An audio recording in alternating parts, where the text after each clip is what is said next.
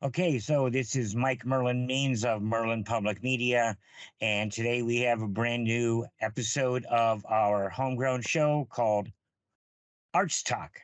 And with me tonight is Diane McKenzie from River City's Community Theater Players. that is a mouthful. Yes, it is. That they call us RCCTP for short, which isn't a whole lot shorter, in my opinion. no, not really, but it types out faster. It does. Okay, so tell me about RCCTP. How long have you guys been around? RCCTP actually started back in the summer of 2010. It was started by a gentleman named Richard Beagle. I'm not sure. I didn't meet him personally. And apparently he put a call out through the newspaper just looking for people that were interested in forming a community theater group. And that is where the whole thing got started. And where was the first show? The very first show actually was at Caliano's restaurant. Not the current location, but the original location, which I understand was in Old Bullhead. It was a show called Muggsy Sent Me. And I don't actually have the performance date on that, but it would have been, I believe, in 2011. Well, and you've also met the lighting and sound guy for that show because it was me. Aha! I was part of the very first production. There you go. And it was, let's see, Noel was there, I was there, Andy was there, Mike Stone was there. I don't remember too many of the others, but yes, it was a good time crunching a production in the back room of a restaurant, and we had a ball. I bet. So I think sometimes those are some of the best shows. Well, yeah, it just kind of, I mean, we couldn't actually rehearse there until a couple days before. That's typical community theater. Where are we going to do this show type of thing? Exactly. But yeah, it was a good time. So we got that all. How many shows have you guys done? You got a ballpark? Because I know we missed a year or two. We did. We did get shut down for almost a whole season for COVID. And I went back through the history, and it's approximately 32. There were some years where they were able to do 4 shows. Some years they did 5. Some years they only did 3. In the last several years, since COVID has lifted a little bit, we're trying to get on a more regular schedule. But yeah, about 32 shows in 12 years. So that's nothing to sneeze at. That's not bad. And somewhere along the line, it went from a ragtag bunch of people with a name to an actual organization. And that was, I think, when things started really going forward well. Yes, absolutely. We are a board-run 501c3. So that was something that they actually were able to pull together fairly early in the history of this particular group. So we've been able to work as a nonprofit for quite some time. But yeah, we have a 7-person board that makes decisions. They alternate on a 2-year rotation for elections. And, we're trying very hard to run it as professionally as we can. It's very hard to make this full time for all of us because we're all just volunteers. So, in circumstances like that, sometimes things maybe aren't done exactly the way you would do them if you were getting paid to do it. But, we all work really, really hard, and we all put in as much effort and time and energy as we possibly can because it's really important to us. It's all for the love of the stage, which I understand. I mean, from very young. Excuse me. So what actual benefits do you guys get out of being, is it a 401 or a 50? Yeah, it's a 501c3. The biggest benefit, of course, is the nonprofit tax-free status. So and the other big reason that it's good for us to be that is people can donate to us and claim it on their taxes. It's something that benefits our patrons, but also it gives us the opportunity to reach out and apply for lots of different grants and funding from different organizations, whether it's the Arizona Arts Council or other, the community theater group. There's a national community theater group, American Association of Community Theaters. A lot of these different types of organizations help funnel down funds to groups like ours that are doing things in a non-professional manner, because they also understand how important the arts are in the lives of people and communities. So it helps us be able to actually continue running without a lot of extra overhead. And where are you currently housed? Currently, we're very fortunate. We have made a really great relationship with the Bullhead City Parks and Rec. And because of that relationship and their support, we actually are now housed at the Sudden Link Community Center, which is off Sudden Link Way in Old Bullhead. It used to be an old elementary school here in town. People sometimes know it as that. And we are able to perform here. There's a portable gym with a curtain and lights and things in the gym that we're able to use for performances. And then we actually have 2 rooms in the old classrooms, one which we use as a rehearsal hall, and the other which we use as a workshop where we build our sets and, do all our painting and work on our tech and things like that. So it's been a wonderful, wonderful relationship. They support us tremendously by allowing us these spaces. And they also make it very easy for us to access the gym, and they really ask nothing back in return from that, except that we keep giving to the community. So it's been a wonderful, wonderful relationship. Prior to landing here, we've had a couple of temporary locations that were definitely important to us, and we're very, very grateful for those locations that we had in the interim. But originally, they did start performing out of the Colorado Place building, which is down in Midtown Bullhead, closer to the Walmart, and they had the upstairs space.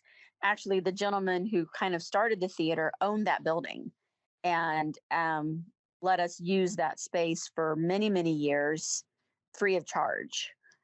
He used it as a tax deduction, and we were able to use it and perform there. It was a much smaller space than we have now, as far as in the gym, with our stage and our storage and everything. We could only seat about 45, 50 people in that area, in that facility. We could squeeze to 65 if we had a really, really big turnout. But here at Suddenly, we can seat. I think our largest single attendance number was 197. So Wow.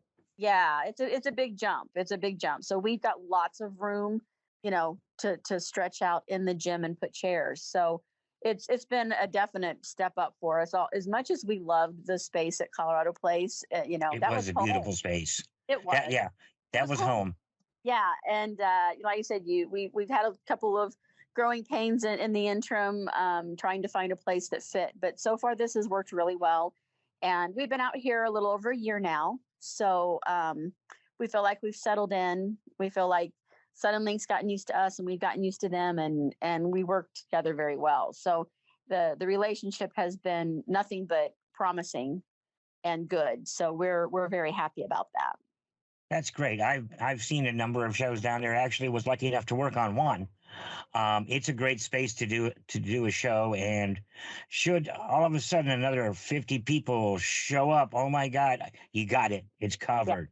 Yeah, exactly. That's so nice. Yeah, we haven't had to turn anybody away since we've been out here. So we haven't had to use the words "we've sold out." Now, one day we hope to.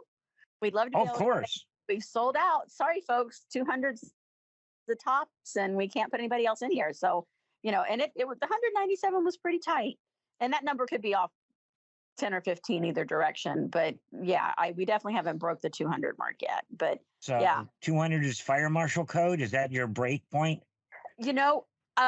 I don't really know what that number is. We haven't asked, and we need to, because our numbers are starting to hit those fringes. And before, we never thought in a million years we'd have to worry about capacity in that gym. Uh-huh. So now that we're going, ooh, we might be close to this. That's something we're going to have to check. I'm sure Suddenlink would tell us if we were over our limit and if they were concerned about it. So I don't think we've hit it yet. But we don't have a whole lot more chairs than those 200, I don't think. So. Well, okay, then yeah, that's a good number to sit at right now. And hey, maybe add more shows.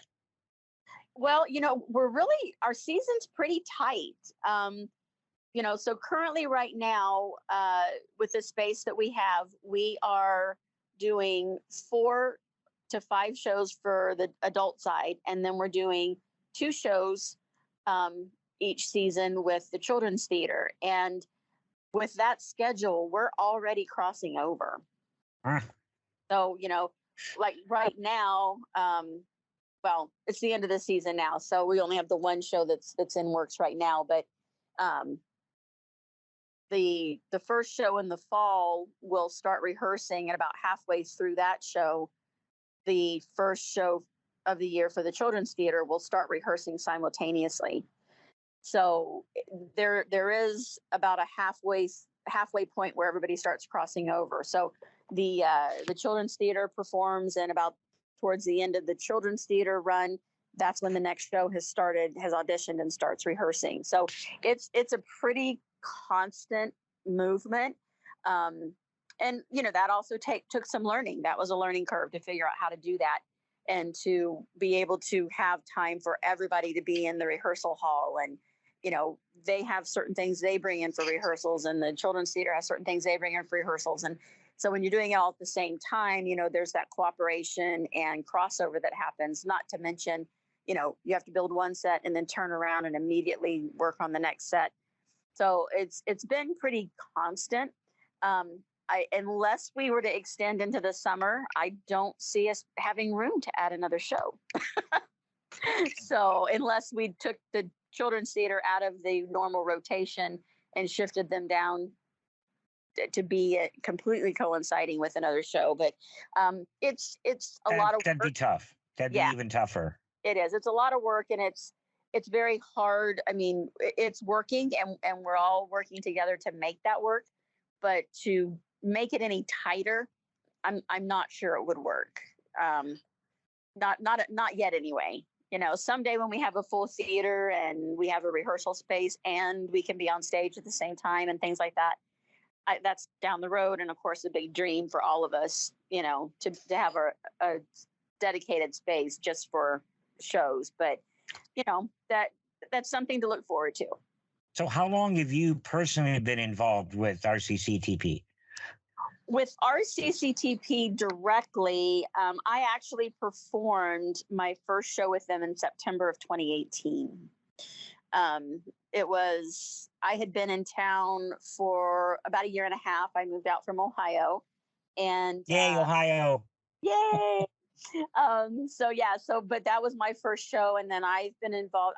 I wasn't as involved immediately as I am now, but you slowly get brought in and get more and more involved. And so I've been pretty much involved full time for the last 3 years. So, and your level of involvement, your role in the theater is? Well, my role originally was I directed. Okay. Which is my favorite thing to do. I love to direct. I then actually I stepped up from there and served on the what we called the building committee, which was not about building something, but actually looking for a building when we were in between. And then from there, I actually was asked we had our sitting president actually had to resign, and they asked me to step in as president. So I did that for a half a year, and then I have been elected as board president since that point on. So I am currently the board president for RCCTP. In addition to that, I also do run the children's theater. Okay, so who else is on the board? Who are the people that make this. And I know everybody makes it happen, but the board are the people that brings it all together and lets everybody else do their job. So who else is on your board of directors at this time? So currently, right now, acting as the vice president is Nancy Long. She's been with the group for a much longer time than I have been, and she's invaluable. She's always here to help. She lifts, she carries, she acts, she does it all. Also, right now, as secretary, we have Jeff Wilson, who also directs often and has also performed with the group. Treasurer is Judy Hogan. She's doing a fabulous job. She handles our books and makes sure the taxes get filed and all those fun things. We have two at-large positions, which are held by Virginia Cruz and Suzanne Maris. Suzanne's been with the group for a very long time, working in many capacities. Most people, if they've been to a show, they recognize her from the concession stand. She always handles that. And then, of course, Virginia has also been with the group for a long time. She's a local attorney. She's always been a big supporter and has been invaluable many, many times. Not as legal counsel, but just as sometimes having an insight on things that maybe the rest of us don't have. And of course, we have our artistic director, who is Pamela Stephen, who has been in that position for quite some time as well. And she's responsible for finding our shows, which is a very big job. That is a big job. You got a balanced season will make or break a community theater. You gotta have some stuff that are gonna surprise people, some stuff that everybody says, I know that show. Exactly. And when a community theater starts at the very beginning, of course, we're all broke. Community theaters are always broke, but when you start out the very beginning, you're broker than broke. And you pull things together on a wing and a prayer, and you find shows that don't have a lot of licensing charges or big royalties. Mhm. And then as you start to progress and you start to do better shows and get more people coming, and you start to increase your profits and things like that, then you start stretching out and you start doing things that are a little more recognizable. It's a lot of fun right now because the last couple of years we have felt comfortable stretching our wings a little bit. We used to do a lot of comedies and things that we wanted to make sure were going to be really great draws that always made the audience leave happy. Well, we always want the audience to leave happy no matter what, but we're feeling more confident in ourselves and our group and our season that we can now reach out and we throw a drama in during the season, which has been something that I have loved myself personally. I think the dramas have been incredible. And Pamela does a wonderful job of finding them. They're never too stiff. They're never too heavy. There's always some lightness to them, but yet they still can be emotional. I think Finding MacArthur, I know, was one of the group favorites. Oh yes, I loved that show. Yeah, whenever you talk to people in the group, they always talk about that show and how amazing it was. And some of them actually have asked if we could revive it and do it again. And I think that was probably the first real drama that was done. And I can't say that with 100% assurity, but I'm fairly certain that was one of the first dramas they ever did. But like I said, melodramas, mysteries, regular comedies, things like that have been pretty high on the list. We try and do musicals when we can. Musicals are always a little harder because it takes another set of skill to bring those off.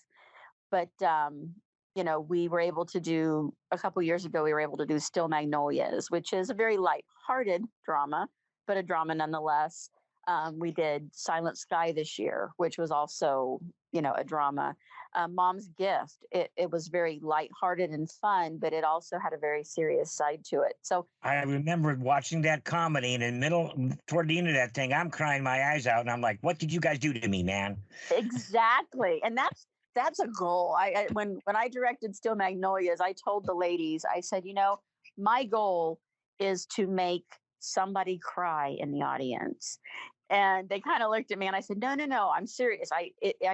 I want to bring you guys to the point where people are so involved in the show that they actually can't help themselves. Hmm. And we succeeded. We had multiple people every show brought to tears, and I kept telling that Again, I was one of is your them. job. Yep. Yeah. Yeah. So yeah, it's very satisfying as a director or an actor to be able to convey that. So it's not only expanding what we're doing for our audience, but it's also expanding what we're doing as actors ourselves. And that's part of what community theater is. It's creating growth within ourselves as well. And now, if I recall correctly, you have one remaining show in this season. Yes, sir, that is correct. We are getting ready to perform the last show of this season. It's called Skullduggery Sails the Atlantic. It is a melodrama. It is set to perform May 12th and 13th at 7 p.m. and 14th and 15th at 2 p.m. Those are the two matinees. And that does close out our season for this year. So we're excited to be coming to the end of yet another very successful season. It has been a really, really good season for us. The shows have been wonderful. Attendance has been good.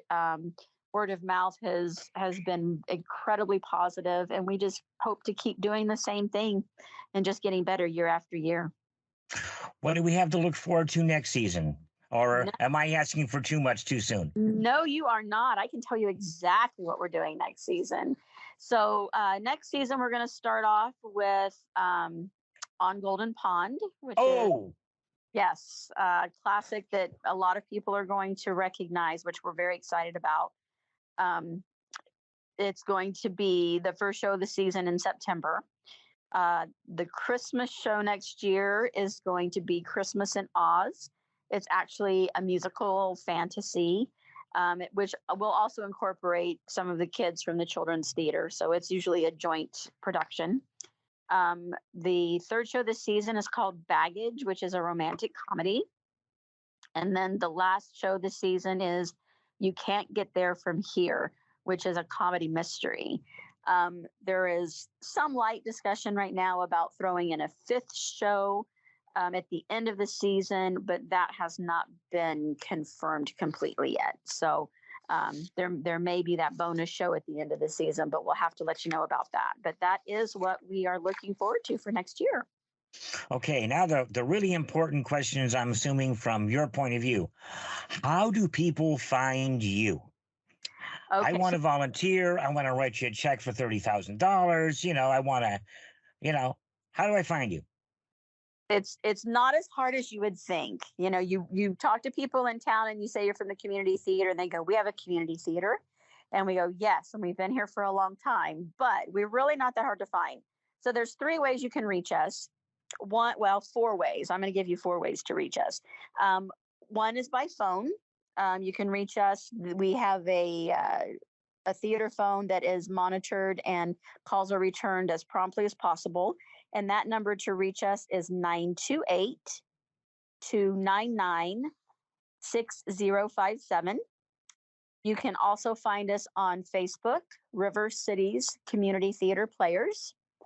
And you can also reach us through our webpage, which is rcctp.org,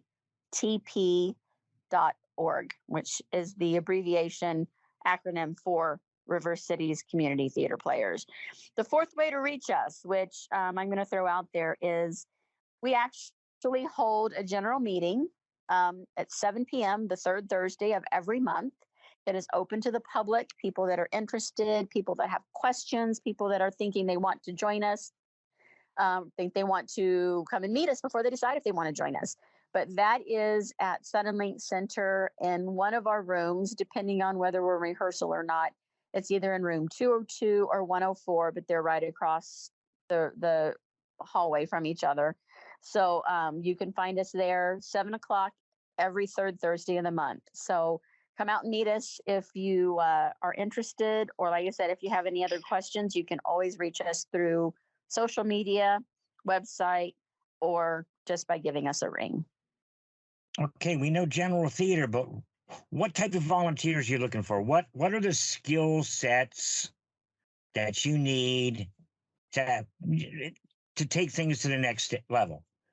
Well, let me tell you, the first thing people think when you say come be part of the community theater is they go, I'm not an actor. Well, guess what? You don't have to be an actor. If you want to be an actor, that's great. We'll nurse you along. We'll help you get over your stage fright. We'll teach you what we can teach you to make you the best you can be on stage. But there's so many other things that we need and can use help with. One of the big things is building sets. I have learned a tremendous amount in the last 3 years about building sets. I'm working on one tonight, as a matter of fact, when we get done with the interview. And it's great fun and it's a wonderful learning experience. But we need people that understand how to, you know, build and cut and hammer and nail and screw and all those things that everybody thinks they know, but that building is a whole different thing. So that's always helpful. We need people that are artistic. Once we build those sets, we have to paint them. So those are always important things to have too. And sometimes it's just painting a wall, other times it's more detailed. So it doesn't matter how artistic you are, we need artists. People that are interested in the technology side of it. There's lights and sound. Of course, you know all about that, Mike. And it's a skill set that needs to be developed over time. But one of the great things about community theater is there's somebody there who's willing to help you learn that and to walk you through it. And it's also one of the things that we need more desperately than anything else, because a lot of people who do know how to do some of those more technological things that we need are also often on stage. And so having somebody to run the sound, handle the microphones, run the lights, even sometimes just running the curtain is hard for us to find. And those are all critically important jobs that I think a lot of times go unrecognized. But, if you don't want to act, that's okay. You just want to be part of a great group. That's the kind of things you can do. Beyond that, there's costuming.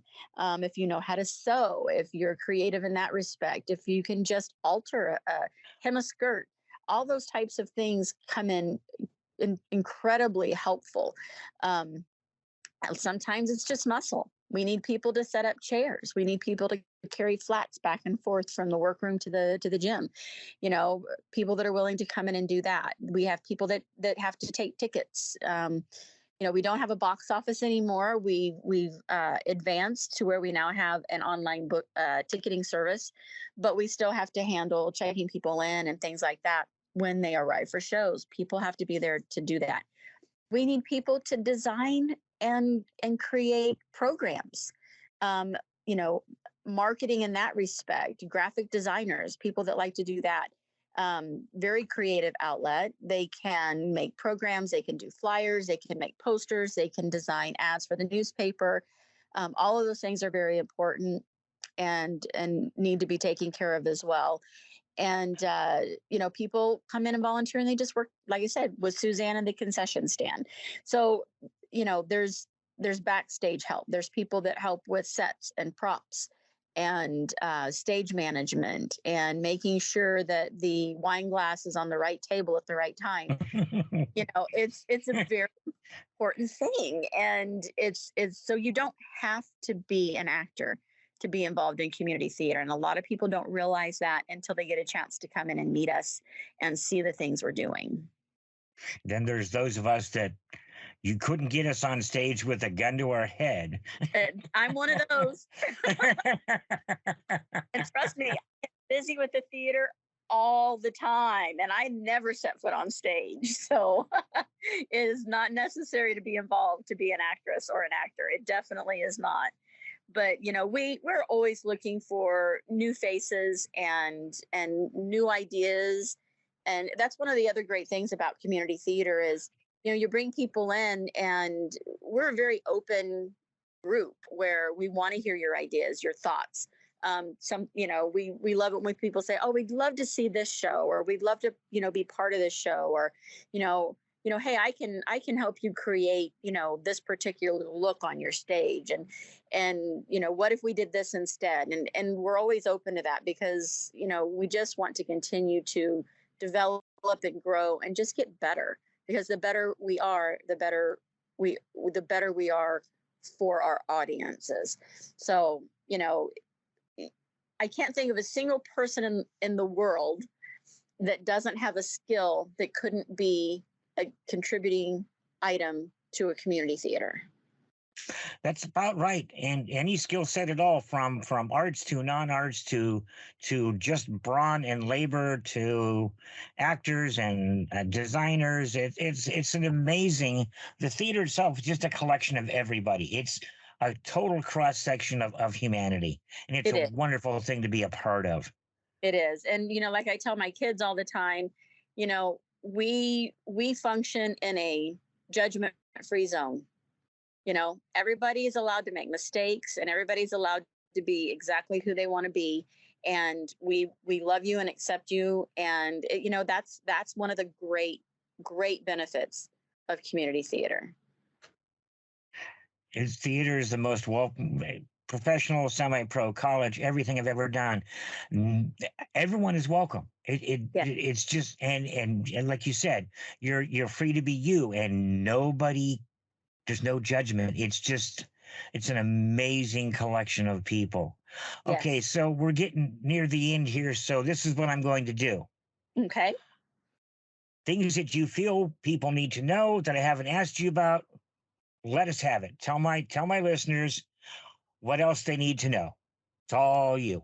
Okay. So what else do you need to know about community theater? I think we've covered a lot, Mike. And but one of the things that I think we haven't really said is come see us. I think experiencing live theater, if it's not something you've had the opportunity to do or not do much of, it's addicting. You're gonna love it. There's nothing better than feeling the energy of a live audience when you're performing or when you're watching a performance. It's very contagious, and live theater makes you feel good. Even if you walk out crying, it makes you feel good. And we do what we do for the people that come to see us. And the more we get to do it, the happier we are, the better we become. And it's just this amazing cycle that just precipitates itself over and over again. And, people gain so much from participating in and with the arts. And what a fun thing to be able to say Saturday night, let's go out to dinner. And then we're going to catch a show, and you get maybe a little dressed up and you come to the theater instead of sitting at home on your couch and binging Netflix. Get out in the public, get to know people, and get to interact with maybe people you've never had the chance to interact with. Talk to the person sitting next to you in the audience. We've lost so much of that, especially in the last couple of years with COVID. And I think it's something that humanity needs a lot right now is interaction. And what better way than to be completely and totally entertained, in your own hometown with people that put their hearts and souls into performing for you. Yeah. Okay. You're trying to get me to tear up again, aren't you? You got that close. Yeah. Okay, you've got one more show coming up this year. Give me the dates and location and all that fun stuff again, and I think we'll call it a night. Absolutely. So the final show of the season is a melodrama called Skullduggery Sails the Atlantic.